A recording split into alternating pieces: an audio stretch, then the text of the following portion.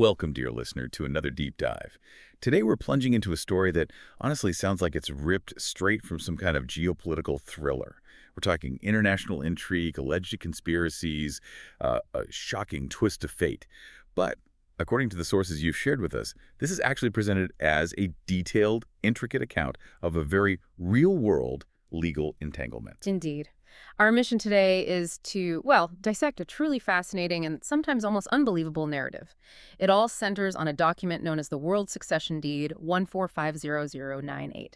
As always, our goal is to pull out the most important insights, surprising facts from the material, help you navigate this really complex information without feeling overwhelmed, give you that shortcut to being well-informed. Yeah, and we're talking about a story that kicks off with the fall of the Berlin Wall, this huge moment, and then unbelievably, it culminates in a single individual unknowingly acquiring these vast, unforeseen sovereign rights, which, the sources claim, led to an alleged international conspiracy for global power.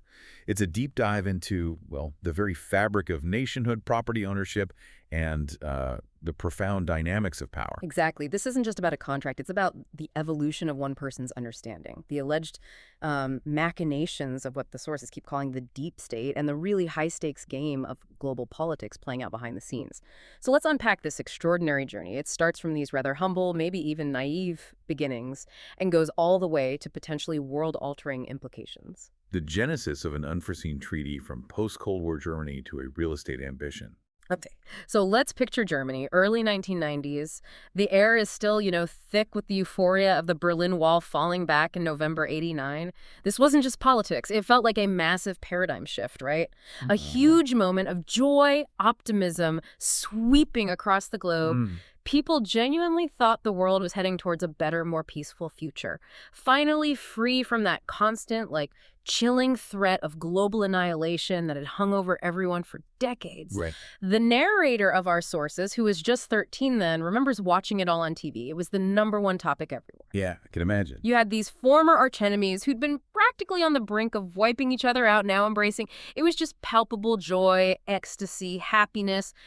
Even in Zweibrücken, which was pretty far from the actual Iron Curtain border, champagne corks were popping. The feeling was, communism lost, capitalism won, world apocalypse canceled.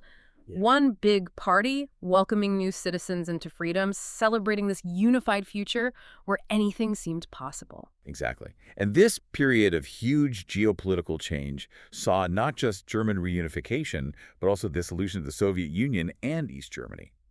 This seismic shift naturally led to a fundamental reassessment of NATO's role. Okay. The thinking was, with the Cold War apparently over, less military protection was needed. So a big chunk of NATO troops started withdrawing. That included a lot of U.S. forces by 1993, and this withdrawal left behind numerous vacant NATO properties. Okay, including this Kreuzberg-Siedlung place in Zweibrücken, Germany? That's the one. Yeah. And the sources really highlight that during the Cold War, NATO was this massive bulwark against the East. The inter-German border would have been the hottest spot imaginable. Right. So Germany was the strategic center of Europe. The departure of these forces, it signaled a huge shift, not just militarily, but strategically. A perceived reduction in the need for all that infrastructure. Okay, so we've got this backdrop. Huge geopolitical shifts, opportunities emerging. But it's here, kind of away from the big international stage, that our story starts taking this really unexpected turn. It's rooted in the, pretty personal ambition of a young German guy in Zweibrücken, because the troop withdrawal had this very real, immediate local impact.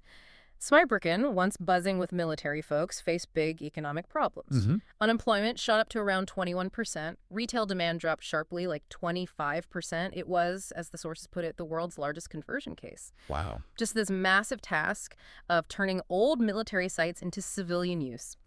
The narrator, who was in his early 20s then, was driving past these empty NATO officers' apartments in Kreuzberg with his mother. Okay. And they started talking about all the apartments becoming available. And that sparked this, spontaneous idea. Yeah. Why not start a business together to market these properties? Sounds reasonable enough on the surface. Yeah. Well, the sources are pretty blunt. The buyer himself calls this definitely the worst idea of my life, something he and his mother would pay a very high price and suffer bitterly for.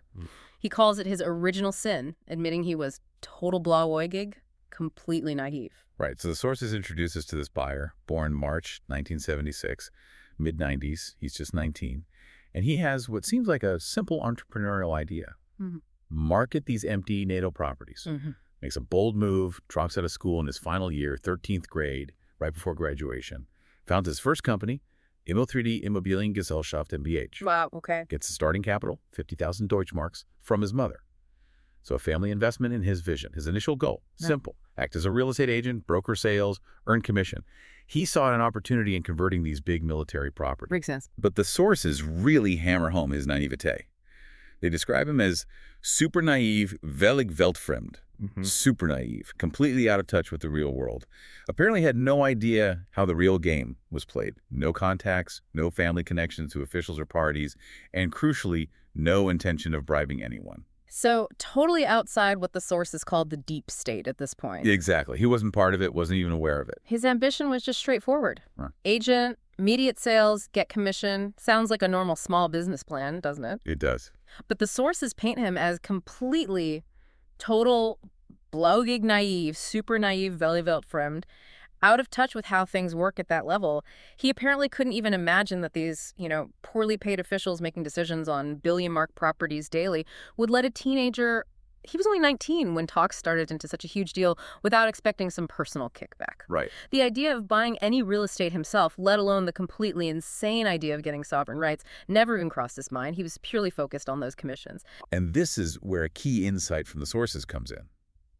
What the buyer didn't get was that state property, especially something huge like these conversion sites, wasn't typically sold off to just any ordinary person through like an open, fair process.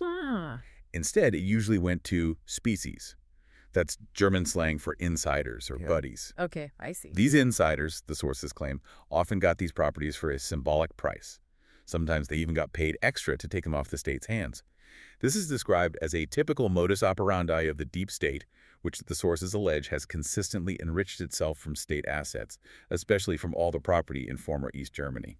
So the sources paint Germany as a kind of banana republic where no bananas grow, implying a system where ordinary folks only get to bid for show, but the real deals always go to these alleged insiders. That's the picture painted, yeah.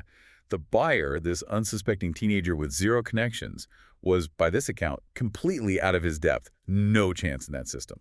Oh, wait. Now, this is where the plot really starts to twist, right? Moving from just local real estate to something way more complicated.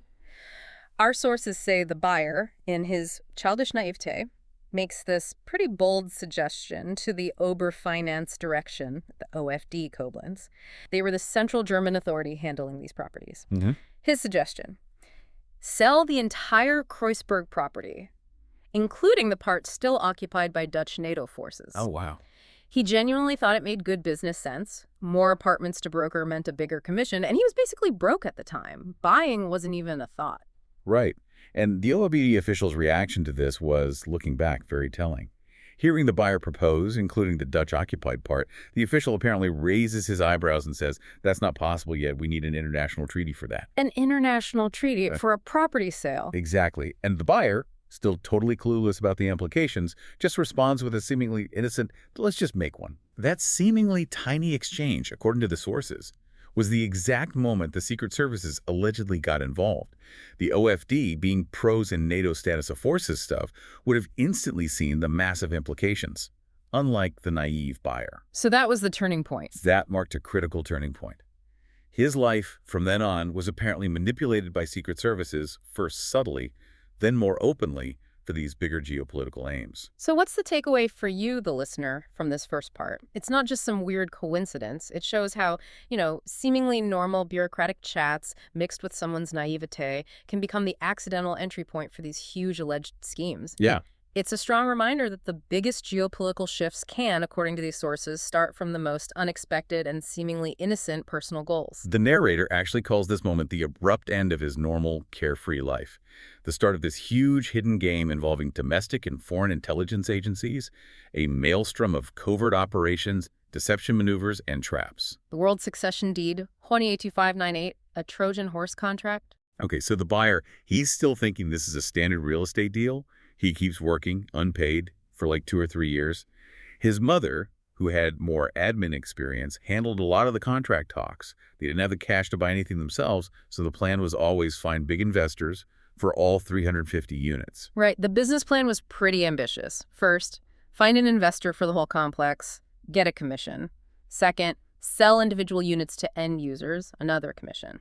Third, manage the properties and run the IT infrastructure for an ongoing fee. Sounds like a solid plan on paper. It does.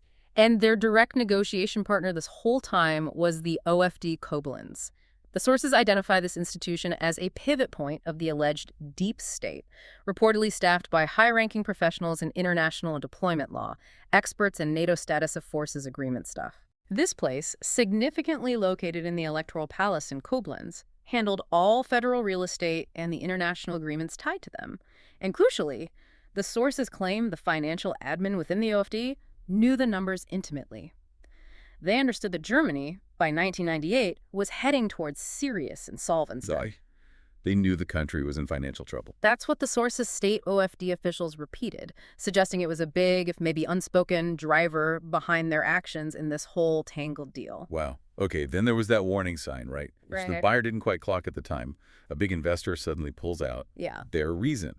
They heard the OFD was involved, cited past bad experiences, and this belief that these kinds of deals always went to deep state insiders. That should have been a massive red flag. Totally. Should have alerted the buyer to who he was dealing with. But he was caught up in the momentum, saw it as just a forewarning. He felt a bit reassured when things seemed to move forward differently for him. Even found a new investor, Josef Tabellion, with Taskbau AG, who agreed to the terms. Right. But then, just 6 weeks before the signing of what everyone thought was a normal real estate contract, the OFD drops a bombshell. They announce they can't do business with real estate agents. What? After all that work? Exactly. All the buyer's years of unpaid work, negotiations, seems like a total waste, a super meltdown, as the sources put it. But then came the so-called solution, which was actually the trap. Okay. Instead of the commission he'd worked for, they offered him properties of equivalent value. This basically forced him to become a buyer himself. I see. They cornered him. Pretty much.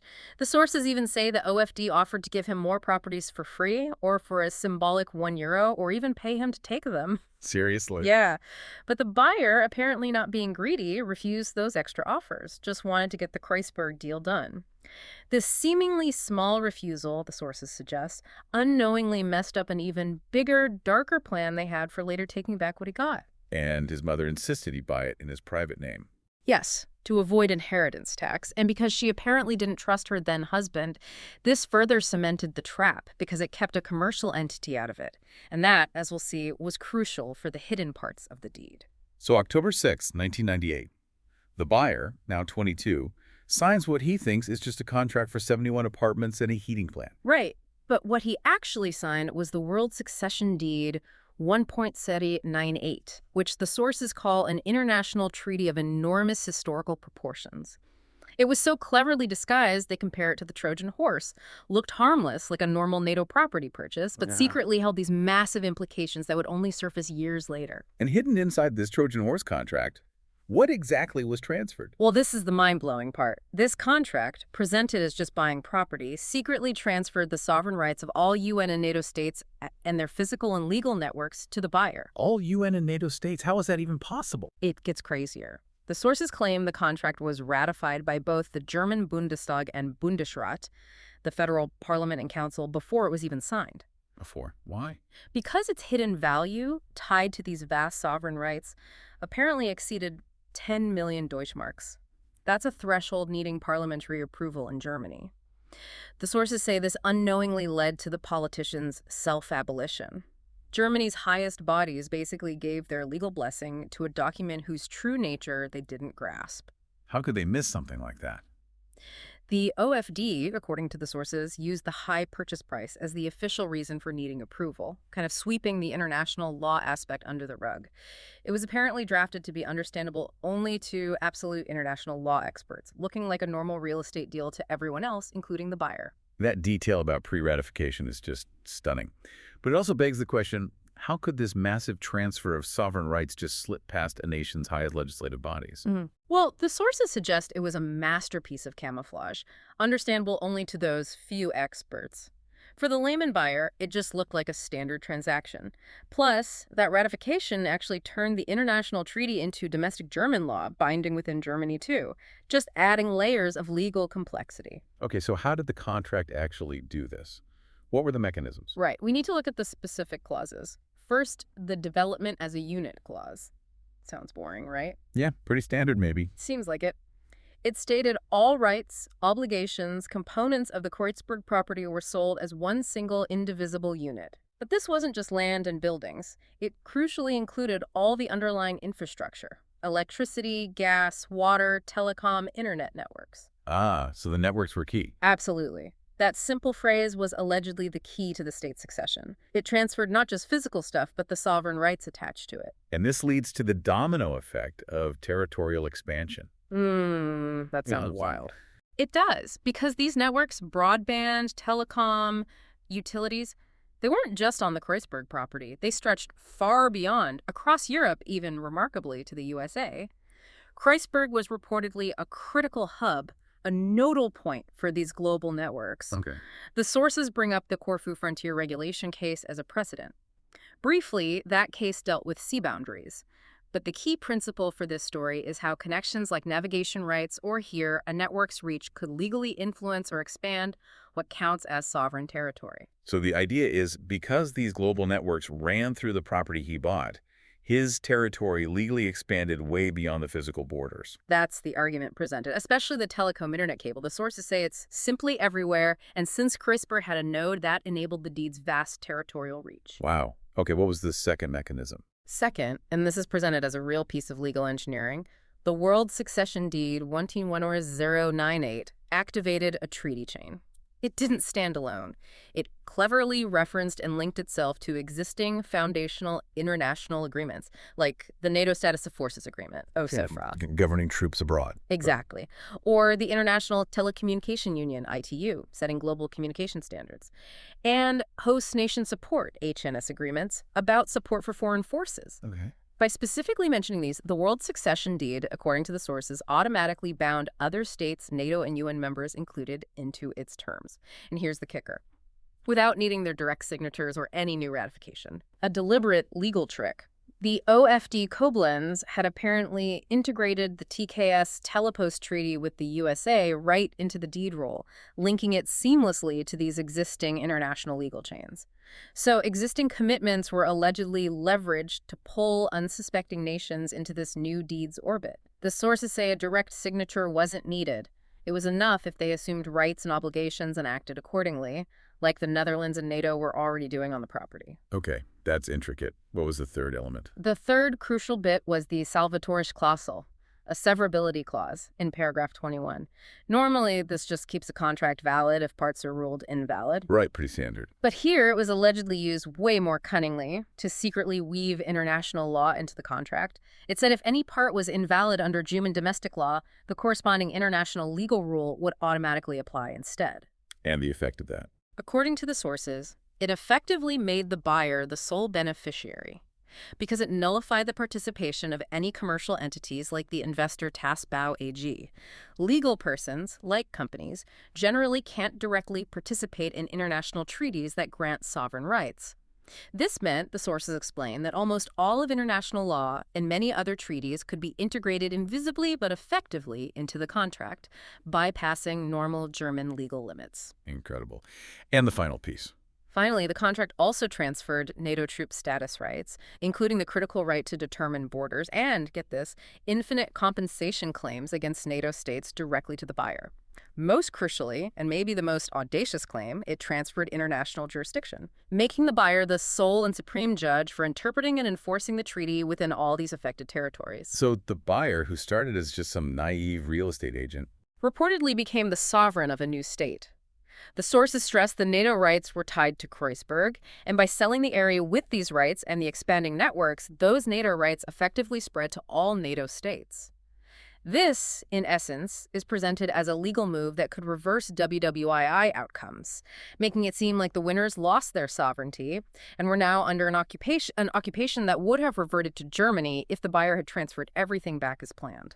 It just shows how incredibly meticulous and, yeah, according to the sources, insidious the drafting must have been. Every single phrase chosen deliberately and with the utmost precision by international law experts, all to create these huge hidden consequences while looking like a simple property deal to anyone else.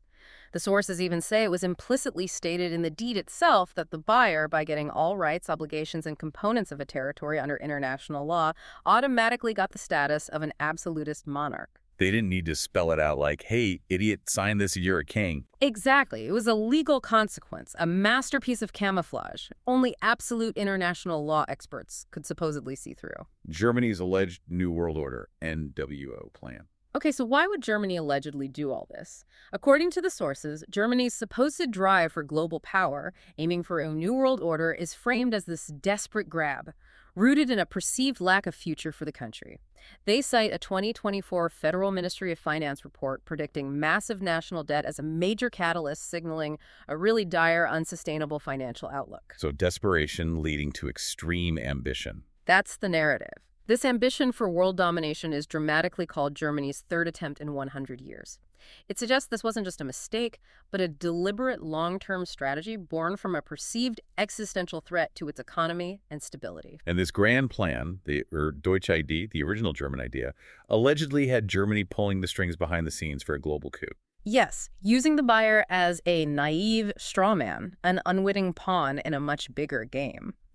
The sources claim while the buyer and his mother were busy with seemingly normal real estate details, Germany was meticulously orchestrating this covert op for global control. The ultimate goal being Germany becoming the sole world power in global court, basically transforming the whole international order. That's the alleged goal described. The sheer audacity of it as presented is really something else. So how was this supposed to work? The sources mention a two-stage strategy. Exactly. Stage one.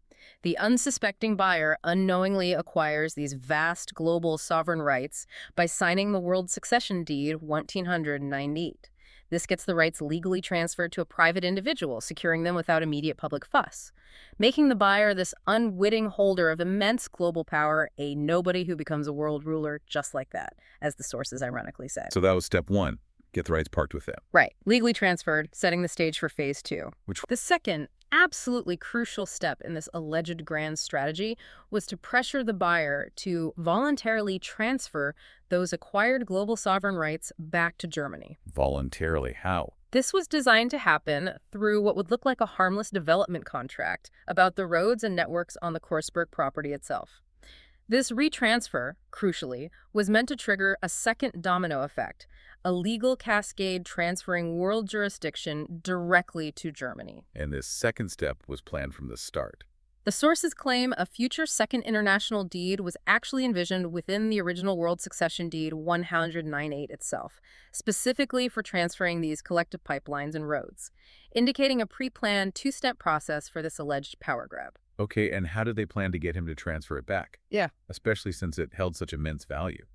Germany, according to the sources, intended this retransfer to be free of charge, which, ironically, as we'll see, helped enable a counter-deception later on. Free of charge? How would they force that? Coercion.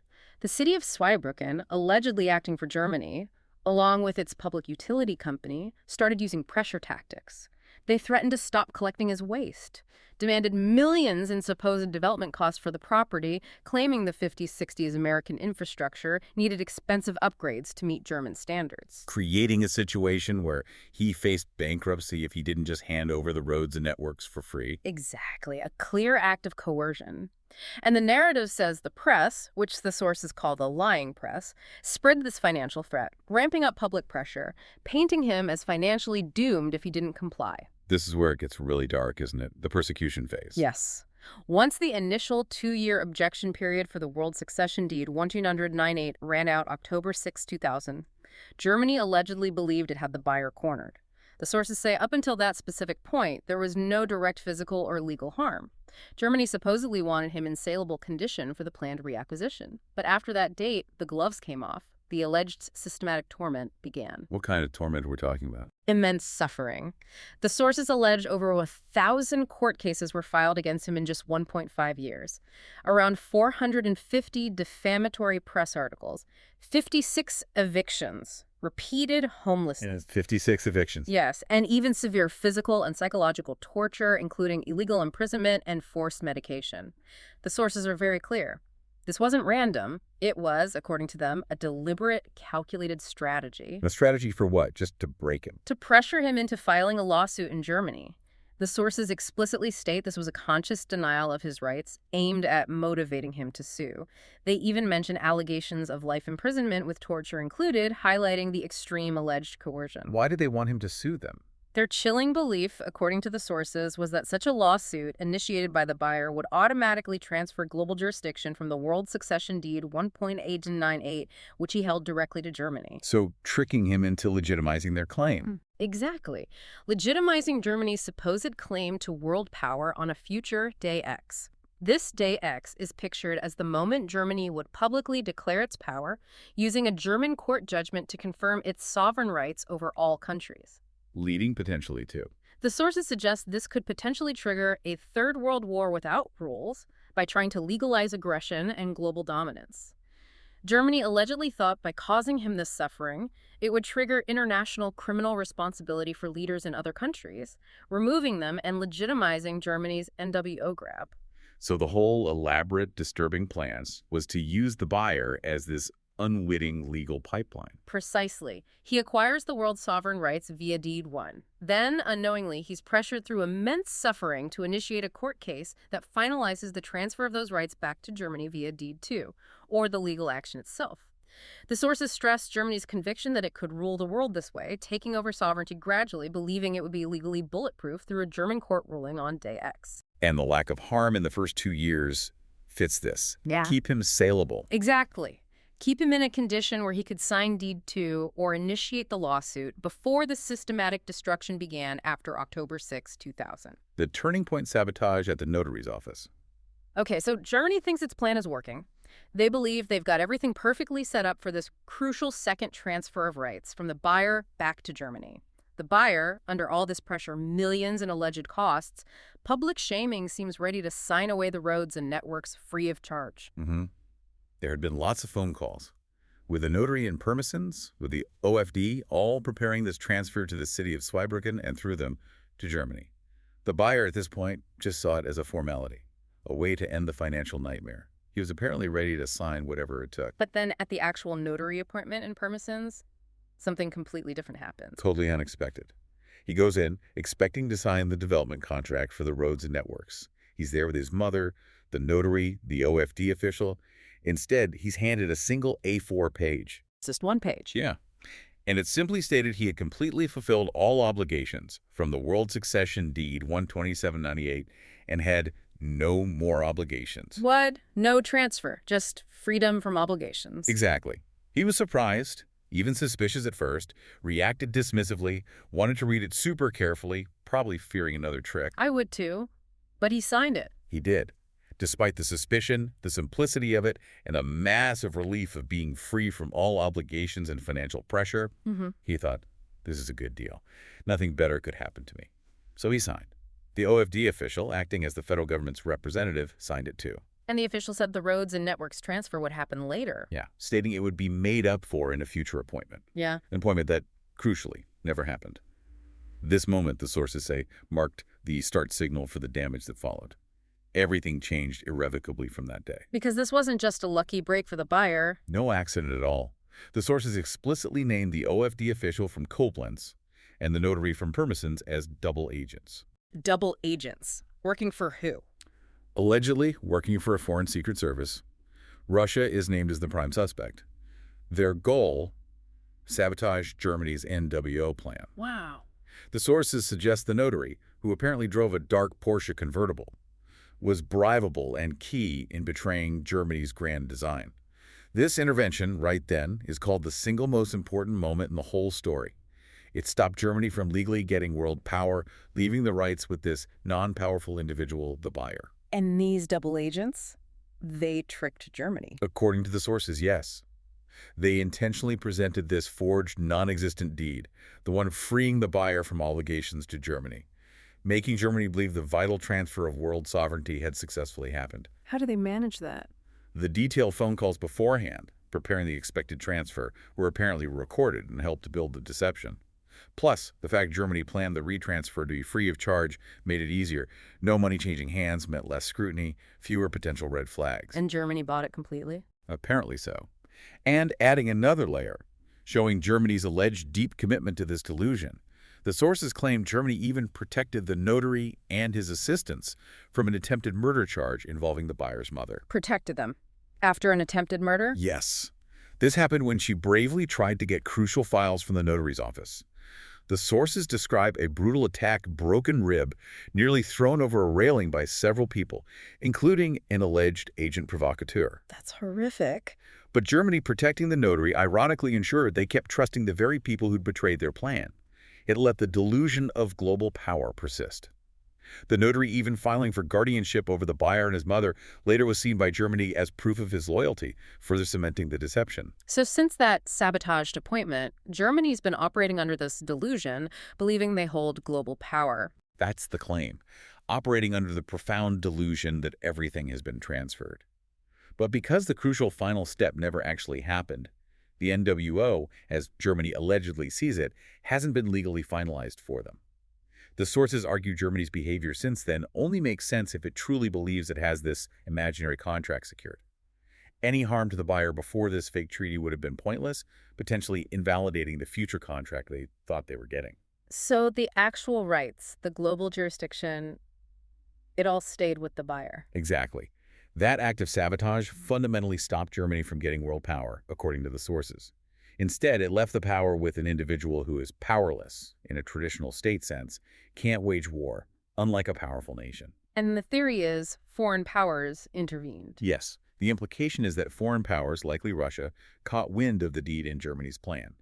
They intervened to stop Germany consolidating that power, seeing the individual buyer as the lesser evil compared to a Germany potentially launching wars under a perceived legal justification. The persecution and the buyer's resistance, a fight for global sovereignty. Okay, so Germany, believing it had secured global control via this imaginary contract, then ramps up the persecution of the buyer even more. Yes, even more severe, more systematic.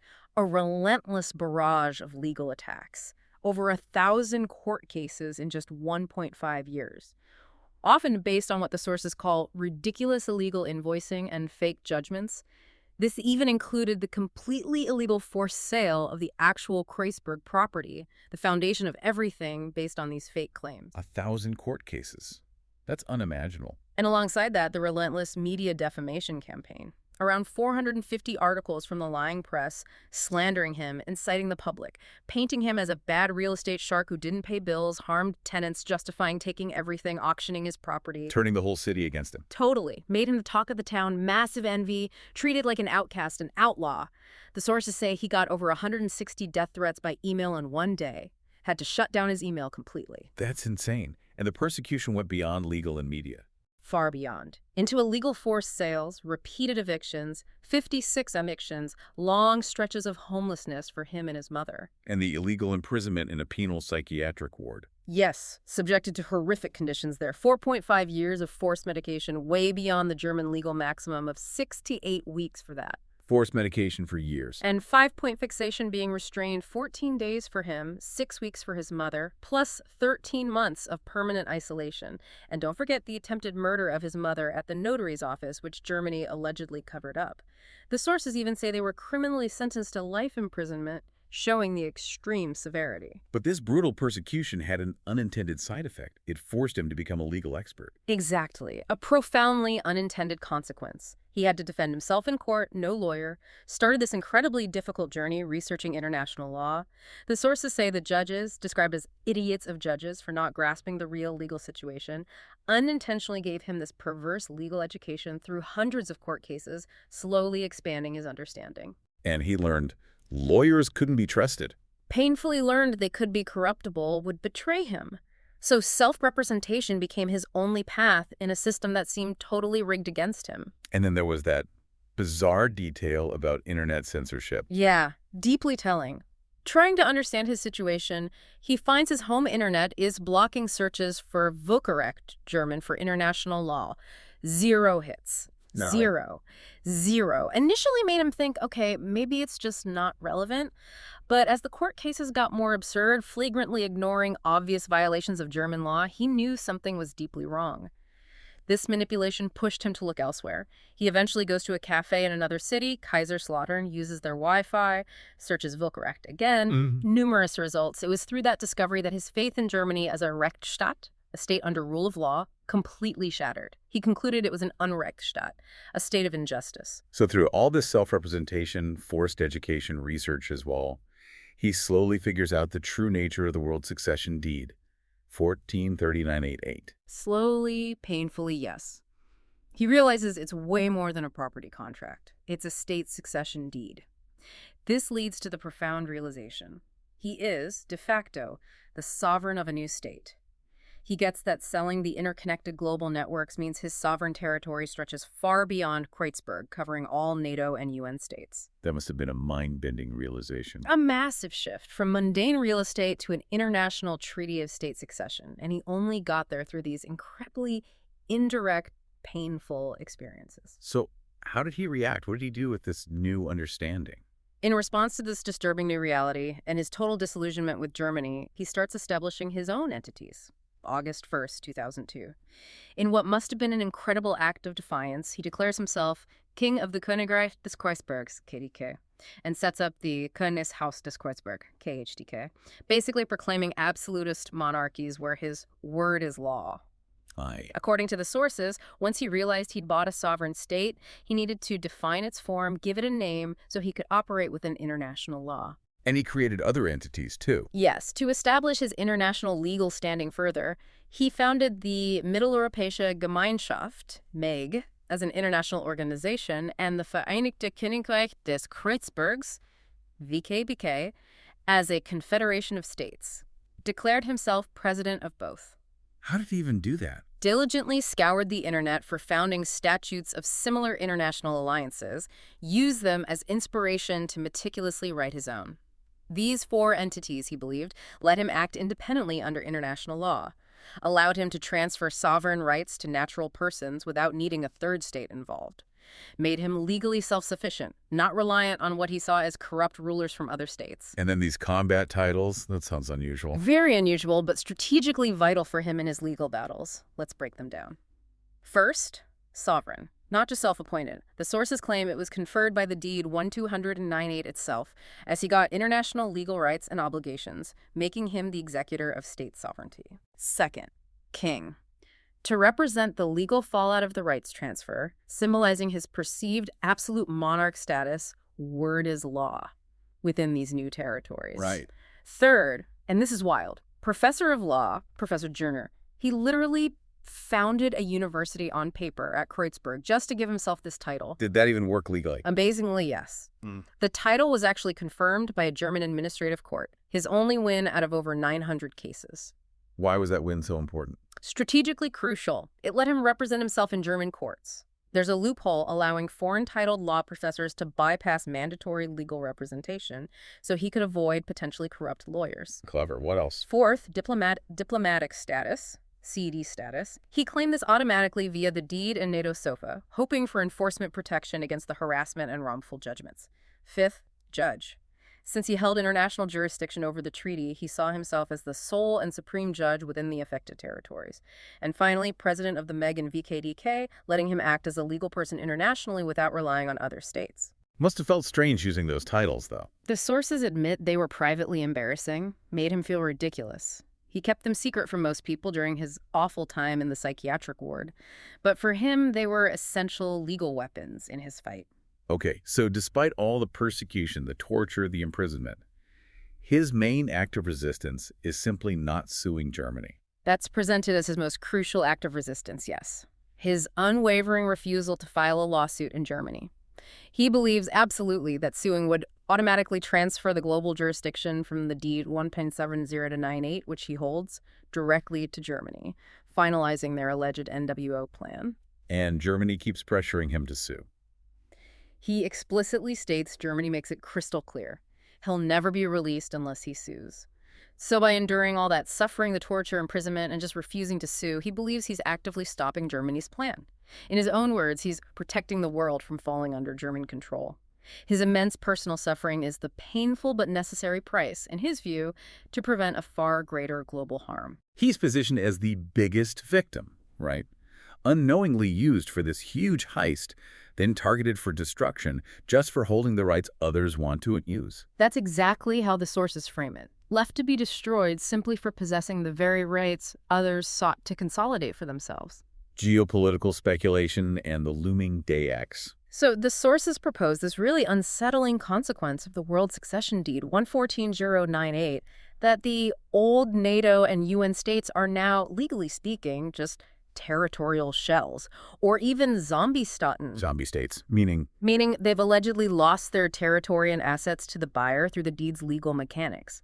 But crucially, they still hold on to their massive national debts. Paradoxically, this might offer them an elegant way out of being massively over-indebted, which could potentially explain why they've remained silent about this huge alleged legal shift. So if this were true, they'd have no legal claim to their land but still owe all the money. That's the implication. A bizarre situation, but possibly preferable to total financial collapse for some. And if that's the legal reality, according to these sources, this leads to terrifying speculation about a global financial system collapse. Exactly. If the truth about this alleged sale of states and the resulting worthlessness of major currencies like the dollar and euro were suddenly revealed on day X, the fallout could be catastrophic. The sources call it a financial political atomic bomb, Right. triggering widespread bank crashes, stock market collapses, huge contagion effects, a worldwide economic crisis unlike anything seen before, hyperinflation, profound instability. Wow, okay, then there's the Russia speculation. Oh. Why Russia?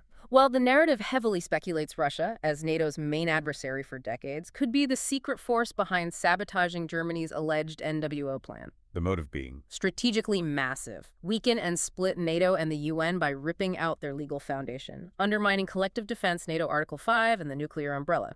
Basically achieving a huge strategic win for Russia without sending tanks. Dismantling the Western alliance from the inside, legally. and the timing fits, right after the Berlin Wall fell. Fits with that period of huge geopolitical change, yeah. When the future of alliances was up in the air. And recruiting the OFD official and the notary as double agents, the sources say that was child's play. Given the immense geopolitical stakes for a foreign power, yes. The connection is made to figures like Putin, KGB, and Dresden in the 80s, fluent German speaker, and the contract timing under Chancellor Schroeder, later known for his friendship with Putin. So the theory is a sophisticated hybrid warfare OPA, maybe using old intel networks to pass info. That's the theory posited. A multi-layered operation aiming to covertly dismantle NATO's legal legitimacy and nuclear deterrent without a direct fight. Meanwhile, Germany, according to the sources, is still operating under this delusion, believing the sabotage notary appointment actually worked. Still under the profound delusion that it successfully transferred global sovereign rights.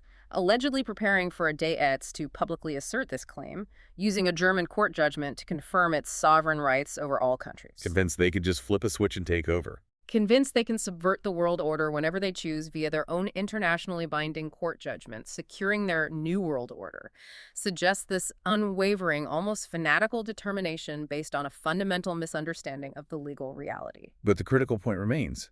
The actual rights are still with the buyer. Still with the buyer. As long as he keeps resisting suing in Germany, the world is supposedly protected from the German claim to power. Which leads to that critical, unsettling question from the sources. What happens if, on day X, Germany tries to publicly invoke this non-existent second treaty and it gets exposed as a forgery, a total legal delusion? The fallout would be catastrophic, revealing nearly 30 years of planning, scheming, alleged global corruption as this grand failed enterprise. Would politicians just accept that failure? The sources imply, no way. Having invested so much, they wouldn't accept failure or exposure. They'd likely try to seize world power without any legal basis, operating under the cynical belief that legal, illegal, who gives a shit? Germany is described as far too far gone to stop. Yeah, no choice but to go all the way, regardless of legal validity. The buyer is thus painted as this single, helpless individual standing, perhaps unknowingly, in the path of this alleged ambition. He's seen as the smaller evil compared to Germany potentially acting aggressively if it thought it had legal justification. So the conclusion is the double agent's intervention and the buyer's refusal to sue have thwarted the plan.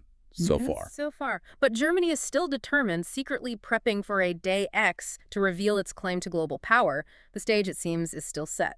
And as our sources dramatically put it, the future will be exciting. Wow. What an absolutely extraordinary deep dive into the World Succession Deed 1800-98, the sheer intricacy of the events, the legal maneuvers, the alleged conspiracies, from just a simple real estate deal to a potential global power shift. It really highlights how seemingly small details can have these seismic, totally unexpected implications for the entire world. It really does. This narrative, as laid out in the sources, definitely invites us to think critically about, well, the nature of sovereignty itself, the incredible power of legal documents when interpreted by those with hidden motives, and the unseen forces that might be shaping our world way beneath the surface. The buyer's personal journey, his discovery, his resistance, despite what sounds like immense suffering, Great. torture even. It highlights this profound individual struggle with potentially massive global consequences. It really leaves us with a deeply provocative thought, doesn't it? If the truth about something this monumental, this alleged event, the legal transfer of sovereign rights to one guy, the subsequent grand plan for global control, the cunning sabotage, if that were to fully come out and be somehow independently verified, how would that fundamentally rewrite our understanding of international law, the integrity, maybe even the existence of nations, the very concept of power in the 21st century? Indeed. It really challenges us to question our assumptions, doesn't it? To look for deeper understanding beyond the headlines, and maybe to remain vigilant about the forces shaping our geopolitical reality. Thank you for joining us on this deep dive.